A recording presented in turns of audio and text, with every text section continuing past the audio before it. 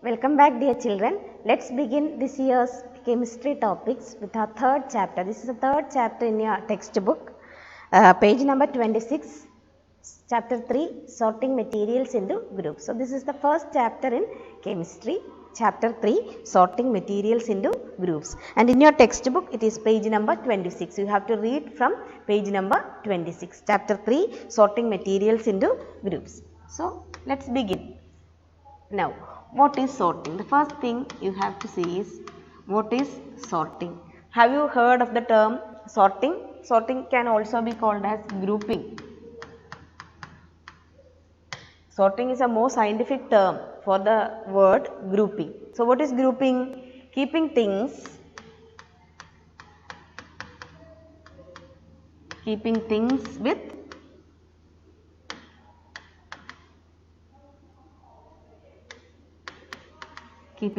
with similar properties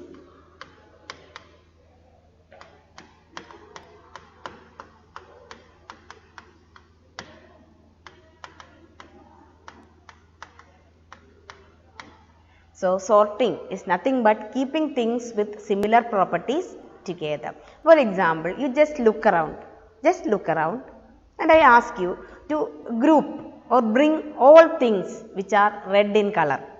Just look around and collect or group all things, all objects which are red in color. Okay. Now, you might be having a few objects with you which are red in color. So, which is the property which I asked you? Based on which property now you group the objects? Based on color. So, the property can be color. Now, I ask you to group objects based on color. Now, again you look around and collect all objects which are round in shape. All objects which are round in shape. Now, you might collect a ball, a rubber ball, a football, a glass marble, etc. Isn't it? Now, if you include nearly round objects like apple, orange, etc., the number of objects will become more. Isn't it? Now, which was the property here? It is based on shape. I ask you to group objects based on shape. So, all objects which are round in shape, similar property here is shape. All objects which are round in shape were asked to group together. Now, look around and collect all objects, group all objects which are edible. What do you mean by edible? Objects which can be eaten. So, collect all objects which are edible. Now, again you may get things like apples, oranges or any other fruits or vegetables, isn't it? So, here the property is whether they are edible or not, whether the object is edible or not. All objects which are edible are collected together. Again, one more property I will tell you. Look around and collect all materials, all objects which are made up of plastic. All objects which are made up of plastic. Now, you may get more objects here. You may get your lunch box, your water bottle, your pencil box, your pen, many objects you will get. So, here what is the property? Based on which property now you grouped objects? Based on material, used on the material that the object is, based on the material that the object is made up of, isn't it? So, based on similar properties we keep objects together, that is known as grouping or sorting. Did you understand? So, what is grouping or sorting? Keeping things with similar properties together is known as grouping or sorting. I hope you understood this. So, here the properties in the examples I ask you to group objects or sort objects based on properties like color, shape, edibility, whether they are edible or not, and the materials that the object is made up of. I ask you to collect all objects which are made up of plastic. Okay. So, these are certain properties based on which objects can be grouped or sorted. Now, what is the need of classification, need of this grouping? Why do we need to group materials? Why do we need to group materials?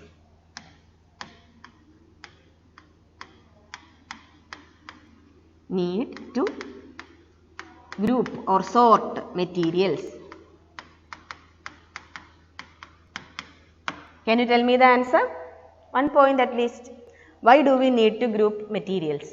So, this grouping, we all do grouping or sorting knowingly or unknowingly. You might be collecting, keeping things together, all your books which you use for learning at school or home, that will be kept together, your story books will be kept together, isn't it? So, we all do sorting knowingly or unknowingly. When you go to a supermarket, you might have seen all biscuits kept in one shelf, one corner of the shelf, all chocolates under one corner of the shelf, then vegetables together, fruits together. So, things are sorted and kept. Why is this sorting done there? Or when you go to a library, you might have seen books kept based on language, first properties based on language. All the English books will be kept together, all the Hindi books will be kept together, Malayalam books will be kept together. Now, even under English, again there will be grouping like story books together, fictions together, biographies together, isn't it? So, why is this grouping done everywhere? So, grouping helps us to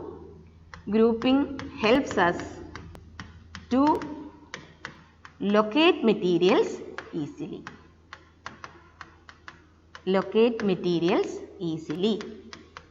Grouping helps us to locate materials easily. You need not move around here and there. If you want to buy a packet of biscuit, you go to that shelf, go to that rack and collect it. All the different brands of biscuits will be kept together. From that, your favorite brand you can select. So, grouping helps us to locate materials easily. So, our work become easier. Locating them is easier now. Now, dividing materials into groups helps us to study their properties. Study the properties of materials. Dividing materials, objects into groups helps us to study their properties. So, these are the 2 points which you have to learn under why do we need to group materials.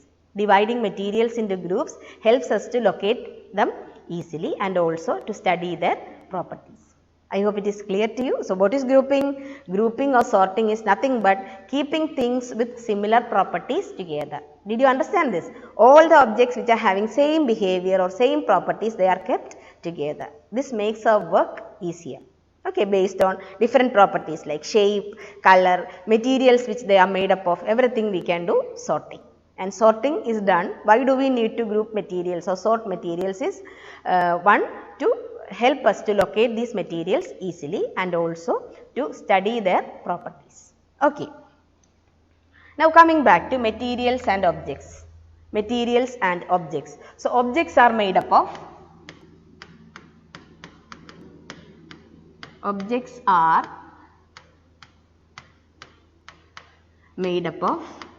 one or more material. All objects are made up of one or more material. All objects are made up of one or more materials. For example, I will write a few objects here and the materials these objects are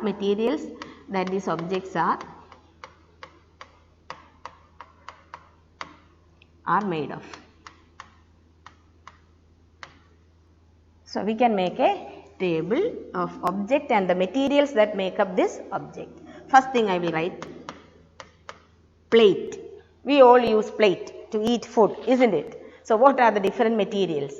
Which are the different materials that can be used to make a plate? So, metals can be used. We make use of steel plates, etc. So, metal can be used. Metal plates are there. Then glass plates are there, isn't it? Plates which are made up of glass. Then plastic plates are there. Then again paper plates are there, isn't it? So, these different materials can be used to make plate. So, plate can be made up of different kinds of materials. Okay. Now, again I will write bag. When I write bag, which are the materials that come to our mind? Which are the materials that are used to make bag? Yes, clothes can be used. Paper bags are there, yeah. Then leather can be used. Then plastic can be used. So, all these are the materials that can make up the bag. So, bags can be made of any of these materials. Then again I will write one more. Shoes. Think about shoes.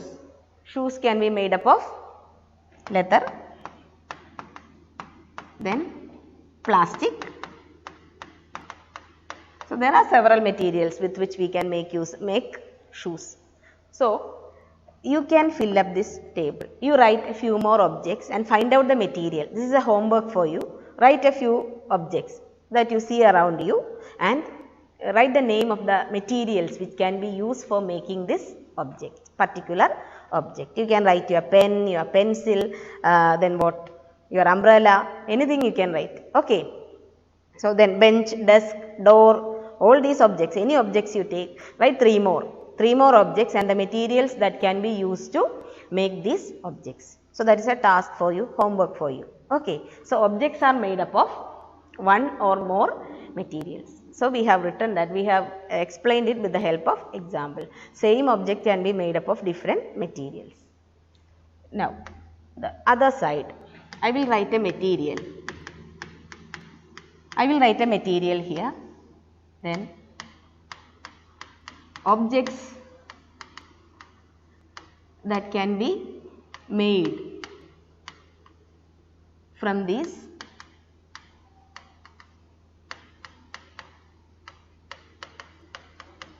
material. Okay, I will write a material and the second column we will write the objects that can be made from this particular material.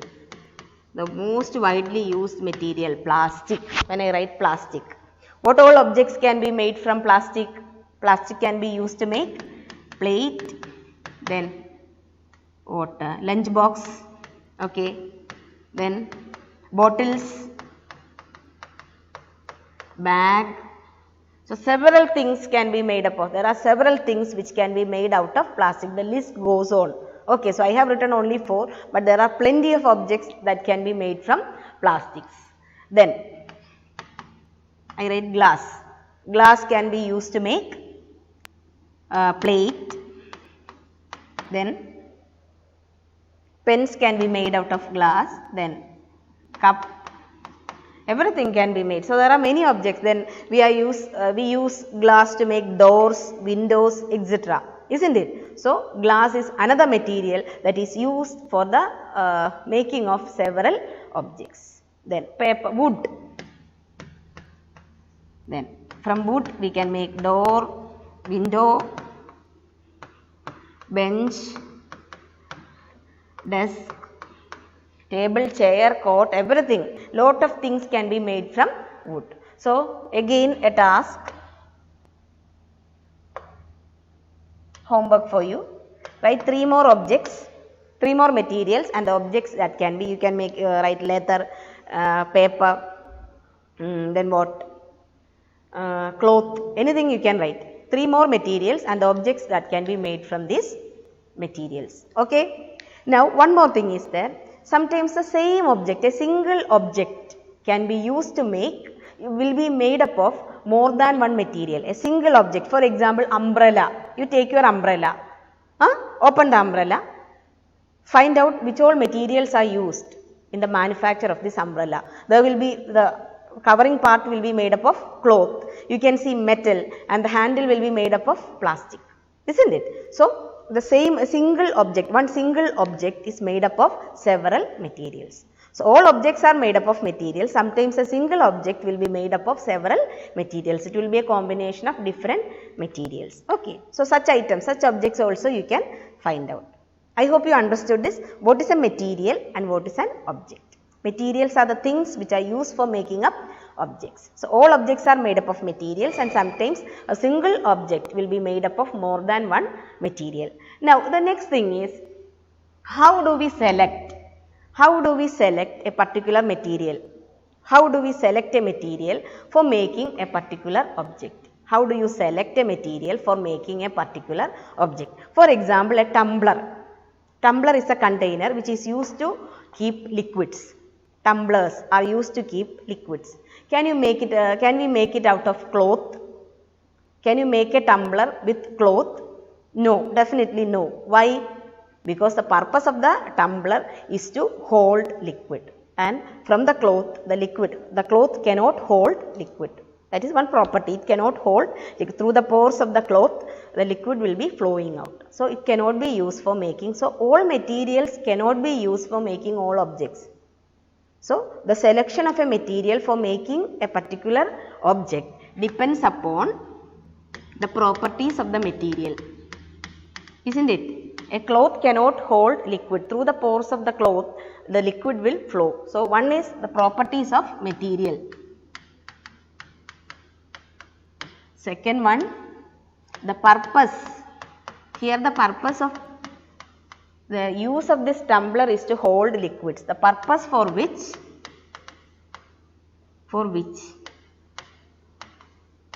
the object is to be used.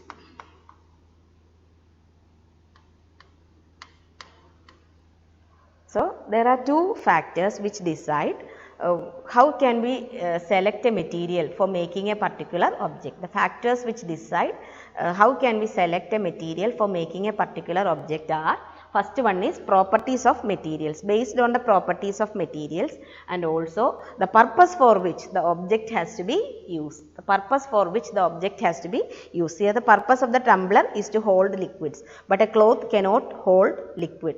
So, through the holes of the cloth, the liquid will flow. So, it cannot be used for making, it does not match, the purpose and the property does not match. So, we cannot make use of cloth to make a tumbler. Similarly, can you make cooking utensils, the vessels used for cooking, out of paper? No, definitely not. Why? Paper catches fire easily. So, the property of the material and the purpose for which the object is to be used, that should definitely match. Otherwise, we cannot use a material for making a particular object. Okay. So, that is all for today. Thank you, children.